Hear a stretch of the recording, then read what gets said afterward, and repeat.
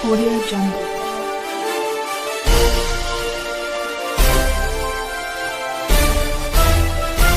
Audio Jungle. Down Narendra Modi. Down Narendra Modi.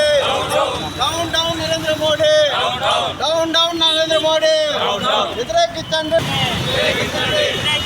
రాజధాని ఊసేలేని బడ్జెట్ని వ్యతిరేకించండి విద్యన హామీల ఊసేలేని బడ్జెట్ని వ్యతిరేకించండి రాష్ట్రానికి కేటాయింపులు లేని బడ్జెట్ని వ్యతిరేకించండి కేంద్ర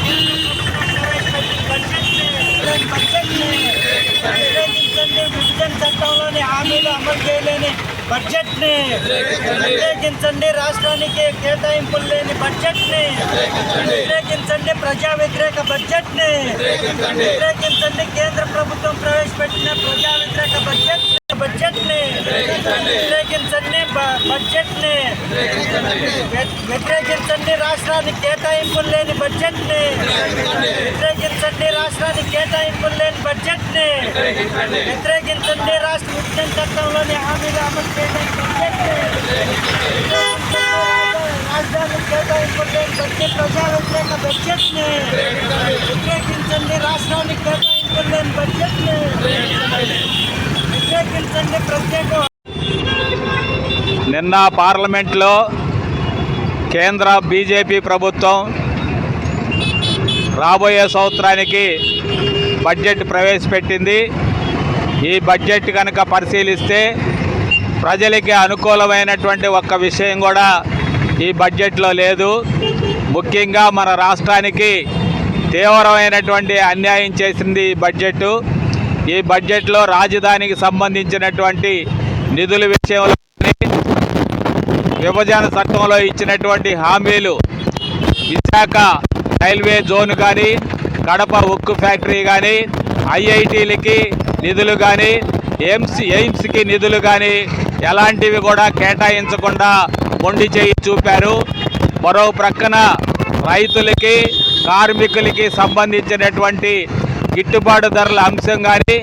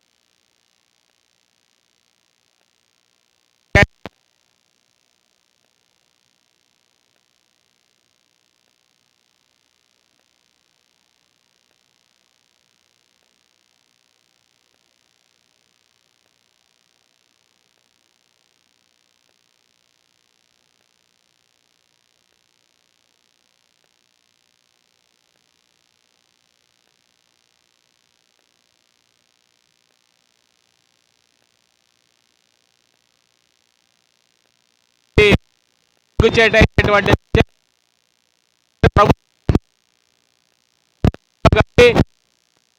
సాధించడం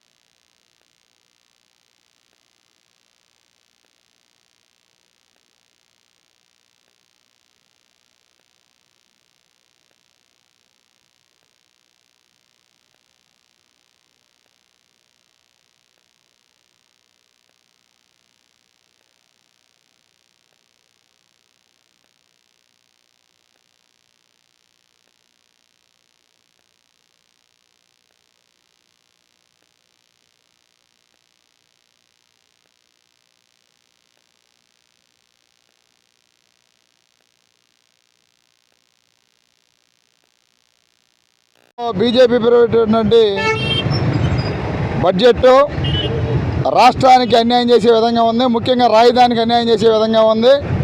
కూటమి ప్రభుత్వం మేము అభివృద్ధి చేస్తున్నాం అని చెప్తా ఉన్నారు.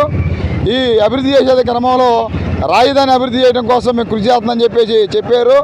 గత ప్రభుత్వం హయాంలో ఉన్నప్పుడు రాజధానికి సంబంధించి రాష్ట్ర ప్రభుత్వాలు చేసుకుంటే మాకు సంబంధం లేదని చెప్పారు. ఇప్పుడు కూటమి ప్రభుత్వం నుండి కూడా రాజధాని అభివృద్ధికి ₹1 కూడా కేటాయించకుండా ఏ విధంగా రాష్ట్ర అభివృద్ధి చెందిందని చెప్పేసి సిపిఎం పార్టీకి మేము డిమాండ్ చేస్తూ ఉన్నాం. అందుకనే రాజధానికి ఎంత అన్యాయం చేసినటువంటి ఈ బడ్జెట్ని వ్యతిరేకించమని చెప్పేసి సిపిఎం పార్టీకి డిమాండ్ చేస్తూ ఉన్నాం.